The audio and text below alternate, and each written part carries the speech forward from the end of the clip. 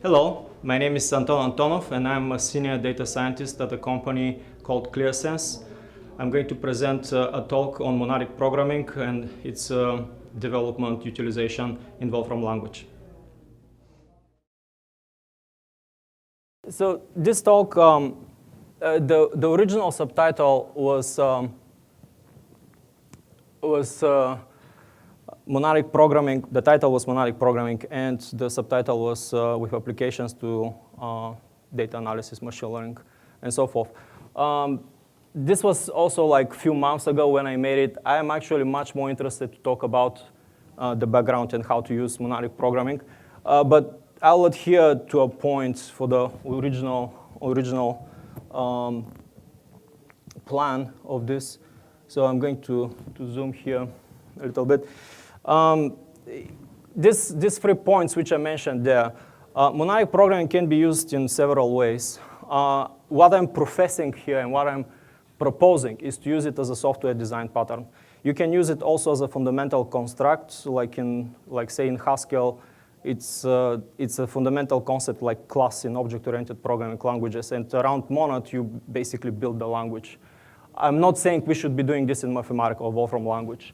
The other thing is that you can do it with, you can do different implementations using monadic programming, and I can also probably define everything I have shown here through some kind of type system, either custom made through pattern matching or the new type system being developed. But I'm not doing this here. It's instead of dealing with types, I'm just generating code for the monads. So I'm using the capabilities of Mathematica to do meta programming and generate code.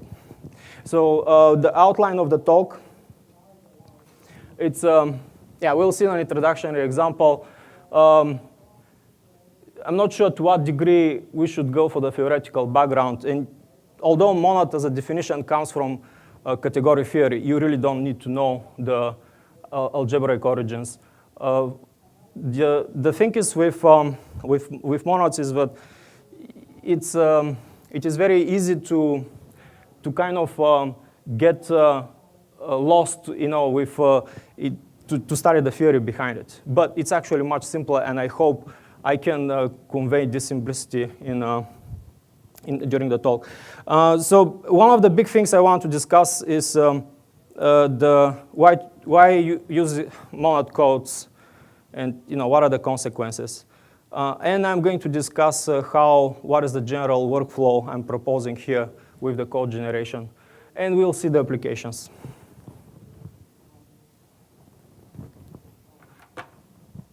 So for those of you who haven't met me before, I worked for Wolfram Research 7 years. I was a kernel developer working mostly on numerical software and numerical algorithms. Monadic programming, or why I'm looking into this, I mean, there are multiple reasons. Some of this are a little bit, like people say, when Wolfram language or Mathematica is going to mature to use monads? Well, you can use monads from the get-go. It's just, people don't know. The functional programming came into focus in the latest years through mostly machine learning and parallel computations. And yeah, some of the languages, like say Scala, they do use very strongly monad-based the idioms there. In Mathematica, you can use monads, but it's also not necessarily needed. So this here, I'm just loading some examples here, but all right, so let's, you can see here, this, by the way, just loads the data, and here, this big code you can completely ignore. It's just making the different names for different data sets in a more manageable data, more presentable data. So this is what is the monadic pipeline. And so this particular thing here, it's how you start the monad with certain data. So now, this is a classification, machine learning classification example, and I have split the data here into training and testing. I have this 75% for training, 25% for testing. You can see that I have computed the summaries here. And then I extend further the monadic pipeline with some some cross-tabulation of what is my labels are died and survived. So I actually want to see what is the representation in the rest of the data for these two labels. So if I continue with the monadic pipeline, well, I removed the last line, but I basically replaced it with this classifier random forest. Actually, this should be, all right, so yeah, you can see, well, the classifier did run. We didn't show the results. So this actually here is going to is going to run the classifier, show the results, show accuracy, and so forth. So what is this? So this is basically the monadic pipeline. If I can summarize, you can see the summary here of the operations. This is actually a different monadic pipeline, but it kind of goes in the same way, right? So, so the first operation is to lift the data into the monad, and then the rest of the functions were navigating through this monad space. So this is how we can think about monadic programming. We have two operations. One is the unit operation, and this here, and the other one is the binding operation. This is basically what I said right now. The unit operation lifts the data into the monad space, whatever monad space you have envisioned. And then with the bind operation, you navigate through it. This is a typical pattern in mathematics, like say Fourier analysis. You transform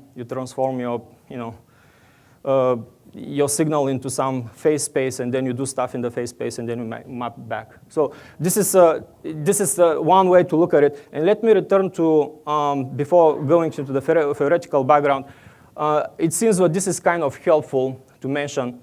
If you haven't done monadic programming before, or you think you haven't, you probably have. And so this pipeline operator perspective, or chaining operations in a pipeline manner, it's fairly well known. And SQL, for example, provides a good example of pipeline chaining. And the other thing is, of course, Unix operations on the command line with pipelining. So here, the definition I have been using, it's fairly simple. It is actually the original definition which is used in Haskell. There is another definition which it's equivalent. There are actually probably several other definitions, but the one here is the one I'm adhering to. And if you look at this formula here, it's actually fairly. I think it says it all. So we start with our initial object. When I said this M is what it's produced by the unit command, unit operator. It puts whatever data you have into the monad, and then after that, the binding operation is just looking for certain combination of signatures, and then calls successively the functions there. Very trivially, this can be implemented in this way. So it's like if you look into, you can see with this fault operator. Actually, I don't know, does everyone see it? Let me. So you can see with this fault operator that yeah, you just make the chain calling for the functions. So what I was showing you earlier with these arrows, which are here, right? Like the arrows between it. This is just the overloading, of some of the internal operators in Mathematica in order to make things more convenient. And so it is important to look into the monad laws, and this is what makes a monad. Basically, these two operations plus this monad laws define what monad is. The big thing about it is that it's just these functions. They're just associative. It's an associative operation, and the unit function. So the binding function there's an associativity law which holds, and the unit function is just left and right identity to that association. So, if you look into this here, I'm saying that you can group in an arbitrary manner. The order of the functions matters, but how do you group them? Do you do first F1, F2, and then F3 and whatever, or do you make some kind of parenthesis grouping in between? It shouldn't matter. This observation here is what in Wolfram language, list and apply, they do form a monad. So just because of this, you have already done monadic programming. Basically, imagine that when you program in in Wolfram language, any function you write wraps the result in a list. And then anytime you want to apply a function, you're actually using the operator apply. And so this is closely related to something called Cartesian closed categories. And Cartesian closed category, well, I didn't want to speak too much about theory, but I will apparently. So when you have a bunch of arguments, like obviously if you group them in some way, this is a Cartesian product. But can you add to your Cartesian products? Can you add functions? So instead of having just list of 3 elements, I want to have list of 3 elements wherever they are, and my other element to be the first one, say, to be a function. And so if I try to do that, what kind of mathematical structure I will have? And this is the Cartesian closed category. This is extremely important in other fields in mathematics, like say functional analysis. Category theory deals with this kind of universalities and analogies between different mathematical disciplines. So I'm going to continue with my exposition here. So what is the big deal? I'm not sure how much you are convinced from the short example earlier about monadic programming, but the computational pipeline, it is actually providing some kind of, it does provide some sort of very, very easy to understand sequence of steps. So it is very convenient. This here, what you see, these comments which I did in a specific way. Now, monadic programming, this arrow can be programmed in some way. So one of the ways to look at monadic programming is that it gives you a programmable semicolon. This means that the semicolon, or whatever operator separates your commands, can be programmable. That's a very interesting property. I'll show at the end of the talk how I have produced this picture. It's basically I made another monad, and I reprogrammed the monadic arrow in such a way that I can produce this code with comments. And so this is the big thing, one of the big things about it. And so this is the first 2 points here. So the other thing is that you can, and I'll try to convince you about this, you can provide different polymorphic behavior to the functions here. And so although you have used this wrapper M, what is exactly here? You can have different behavior on different data. Like there are several systems which do that, and it is a very powerful way of doing computations. What monad programming gives you is the ability to very flexibly, very quickly construct sequential computations, sequences of computations, a computation that can be done in whatever kind of envision different combinations of elements. This is what is the most important thing. And so one of them, if you read about monads, one of the big things you're going to kind of see at first is how to program the maybe monad. And so, you can see here in this particular case, I loaded this package, maybe monad. I generated the maybe code, and here this here, let me see. It's just all right. So I'll run it several times. So all right, now here you can see that there's everything is fine and good. Meaning, I did produce some random real data, 6 numbers. I echoed this data, so you see it here, the first part. Then I called a function on my pipeline. The pipeline has this value, has this list of 6 numbers as a value. Then I called the function total. And now here, I'm actually checking, is this total sum less than 3? If it is less than 3, I'm going to produce a failure, like what you see here. And if it is not, I'm just going to multiply it by 2, which is happening here. If I run this several times, I'll run into failure, right? And so this is one of the things about monad programming. We're actually handling failure more or less gracefully. You can see how this basically says, look, obviously the sum is less than 3, and because of this, we have here this failure. So This, by the way I have put the formula here, it should be obvious. It's like trivial to implement. When you implement this kind of monads, you just need to have different behavior for the failure symbol. When the failure symbol happens in the pipeline, and when you have, when you have the regular values, the expected values. Thank you. And so this is I'm going to illustrate it probably further with polymorphic behavior. Since I have only, say, 10, 15 minutes for the rest of the talk, I'm actually want to show how is this done in R. So in R, there are two styles of data wrangling. One is very similar to data set. Basically, you have objects similar to data set. They're called data tables, and you kind of inwardly kind of manipulate the data tables.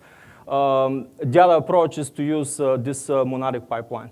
And so you can see here, it's actually fairly easy to understand. You get some data set, which is Star Wars. You add a new name, which is calculates the body mass index for the whatever is the Star Wars character. Then we select we select only the name and actually a sequence of columns between name and mass, and then we order them in a descending order.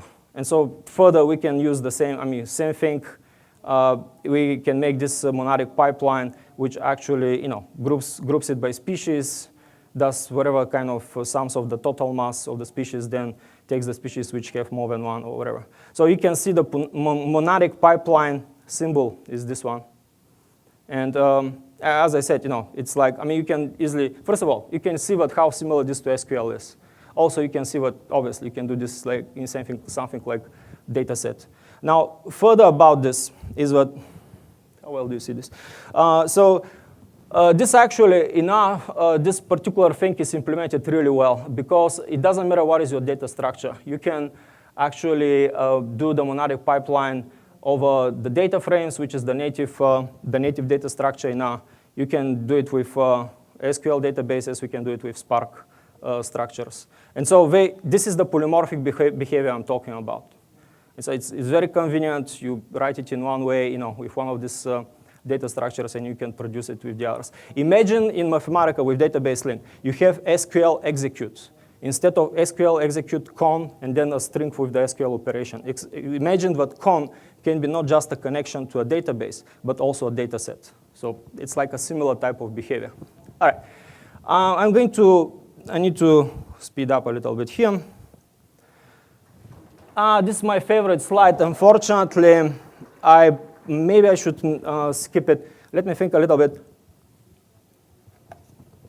Well, category theory actually has been called the theory of abstract nonsense. If you have studied general algebra, it's especially from the Western countries at the time I was studying general algebra, category theory was it was getting prominence.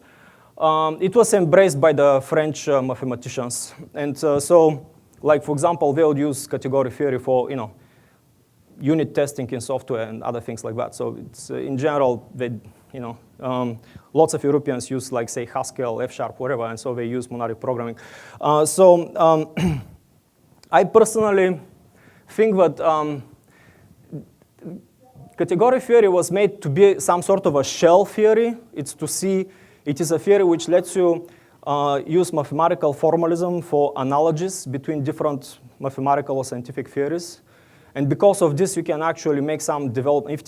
If it is mathematically phrased analogy, you can manipulate it symbolically, produce something else, actually see if some theory is underdeveloped in some way, develop it further, and so forth. That's fascinating, but when it comes to programming, to some extent, this is a shell type of perspective. I wouldn't use it to make a fundamental structure and then use it to make a programming language, but well, people do. And if you're interested in the rest of the topics here, I can discuss it after the talk. So this is the proposed workflow. We basically you start with an idea about monads and monad programming. You try to find, do you have any monad which exists already, like say in my GitHub repository. And if there is no monad like that, you implement your own monad. But if there is, you start to use this basic monad, and then you implement additional pipeline functions. You start making pipelines. If you're not satisfied with your pipelines, you program better functions. And thank you. Then you go further. Let me actually show you this in practice. So I'm a big fan of the so-called great conversation. This is, and just, so the great, I'll show you what I mean. So I programmed this. So I have a bunch of speeches of American presidents. And so, for example, here you can see, so I have done, what I have done here, and let me put it in the middle. It's any kind of collection of documents, books, articles, whatever. You extract, or somebody has told you what are the topics of these documents, and then you want to make a timeline, or you want to see what is the conversation between the authors in these documents. If you do it for all Western books, for the last, say, 4,000 years, you can see what is the conversation between the authors in the last, 4,000 years. So it's a fascinating concept. I like it a lot. Some people have worked very hard on it, and I'm sorry, if I zoom, it's not going to be obvious. I'm going to show you what the topics are. So this particular notebook outlines this procedure. It does actually find the topics, but you can see how this representation here, how it can get messy, especially code-wise. I mean, I know what is going on. I'm extracting the elements. I'm doing, so here are some topics. If you want to get closer to see what topics are, I mean, you can see some of these topics. Well, as I said, this is like a topic extraction with matrix factorization. And so they say presumably they make sense. I can do also, say, statistical thesaurus and etc. But this actually is a very, I mean, you can see this code. It's, I mean, just to write about it, you can get lost in the details. Like, say, this exposition here gets lost in the details. And so what I did is what I actually did refactor it quite a lot. So I have this monad here, which actually that's not interesting, but you can see this non-negative matrix factorization is tucked in. And what the result is what I do actually have now, after I have read the data and do some statistics, you can see my monadic pipeline here. It's very clear and concise. We put the text into the monad. We make the document term matrix, removing stop words. We apply some reweighting of the terms. We do topic extraction. And after we do topic extraction, you can see I have produced some statistical thesaurus and like map the conversation, some heat map, and so forth. So this is actually one of the things I was saying, but it's extremely useful to use monads for code refactoring as a design pattern. This was the illustration what I was showing right now. So because of time, and I have 2-3 minutes here, it's not, although we're discussing pipelines, this is not, I mean, let me just generate the monad here. So I generate the monad with a prefix state monads, stmon. And so here I'm basically calling this pipelines. And you can see I can have optional acceptance of results. And then, basically what I run before, the result was not accepted because one of the elements was less than 3. So another thing is what we can do. We can apply functions and so forth. This actually, so don't get fooled by this arrow here. You can have very non-linear computations inside this pipeline. So another thing I want to mention is, and it's kind of the closing thing, which I really wanted to discuss a lot, but I guess I wouldn't have time. This is an older style I programmed for monadic programming. It's monadic parsing. You can see how I have programmed the parsers of different symbols. So if I evaluate this, I'm producing this. So you can see this says, I'm just parse it. And you can say, kind of, so what? I mean, but all right, let me convince you that this is actually doing something interesting. Like, let's say here field.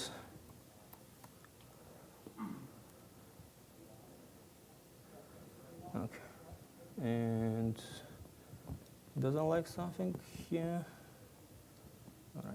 How about now? All right, and then now you can see this operation said, okay, wrapped around science. Now, if I do this systematically for everything here, you see, I can actually name and extract all the elements in this parsing, from this parser when it parses different sentences. If I remove some part here and I say, this should be also parsable and etc. One of the big things is, and I really need to mention this, why use monadic programming? Why, say, not use object-oriented programming? Object-oriented programming, you make rigid backbone structures, and you flesh them out with concrete objects. So this is what software architecture is. You really want control. It's also like inversion of control. Like you don't let the developers do their own strategic decisions. Basically, it's the Hollywood principle: don't call us, we'll call you. Or the Greyhound, leave the driving to us, and so forth. Now, the backbones, this is very good, and it has its own purposes, especially for production-level software. It is a very important feature. But imagine, especially for experimentation, and especially if your developers or the user of your library or software is actually more sophisticated, then actually having at your fingertips the ability to construct different types of computations, like backbone type of computations, is really important. And then the polymorphism with the polymorphic implementations, you can have a very, very flexible system of doing different things. And so, and if you design your system in this way, it's going to be much more, first of all, it's going to be much more granular, because you need to actually make the individual components much more independent, because they can be arbitrarily put in some pipeline. And the other thing is that if you do it also like that, some other things like, say, doing conversational agents or domain-specific languages, which would be much easier to program, like what I showed you earlier in the previous slide in the previous section with the monadic parsing. You can. This actually here, it's an expression in Mathematica. If I put this kind of heads of functions everywhere, I can actually interpret them appropriately in a certain context and get, all the monadic kind of, pipelines I'm doing. They can be, interpreted in a way I would want. I said I'm going to talk about this monad, but well. The programming semicolon, you can look at. I have very well documented the whole thing. So you can see in the references here, you can find different references. This is actually very well documented, as I said. If I go to, probably I can find some of this. Bear with me. So let me see somewhere here. Maybe if I press this link. This was supposed to be a hyperlink. Well, anyway, there's an article, and both on GitHub and in community, about monadic programming, and discusses in great detail the theoretical prerequisites and how to do it. So as I said, I don't know, do you use any design patterns, but imagine with association. You started using association in Mathematica and Wolfram language, this new structure. And this gives you the ability to use object-oriented programming in a sense. But then you're wondering, what else? How do I use the actual methods? Well, actually, you can hook up the monadic programming pipelines with your context, given with association. This, the monadic pipeline I showed you earlier in the beginning of the talk with the classification, it's done in this way. I'm basically taking in different data in some context, and then I use whatever functions to manipulate them and do some further things with that. All right, so you can look at these links, in my GitHub repository. I plan to do some other stuff. As I said, this is fairly well. I have very well documented the approach I'm proposing here, and you can see, this presentation is saturated with links. Thank you for your attention.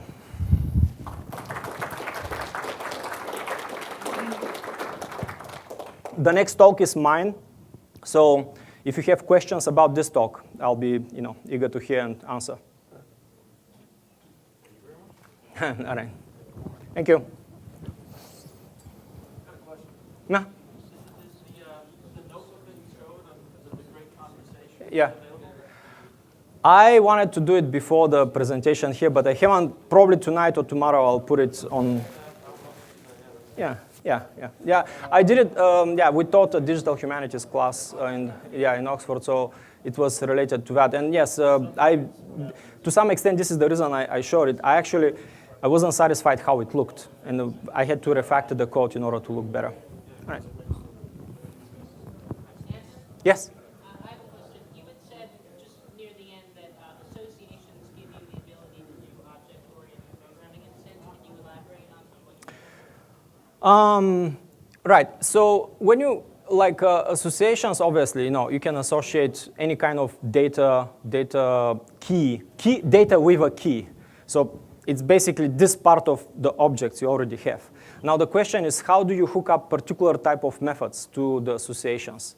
If you do this with a monad, with this monadic code, I have code generators for the monads. So you specify what kind of what are the prefixes of the monadic pipeline functions. It will generate the functions, and say I start with a monad called context monad or whatever it is. This context monad has association, and you can manipulate values from the pipeline, put them in the context, extract them in the context, do other stuff. So basically, you can do sort of object-oriented, but this monadic programming now, implementation in this way. Obviously, you can do it in other ways. Actually, in one of the links I have in Mathematica Stack Exchange, there was a question about this, when to use global variables and when not to use and how to do it. All right, I need to prepare for my next talk, and yeah, thank you for for the questions.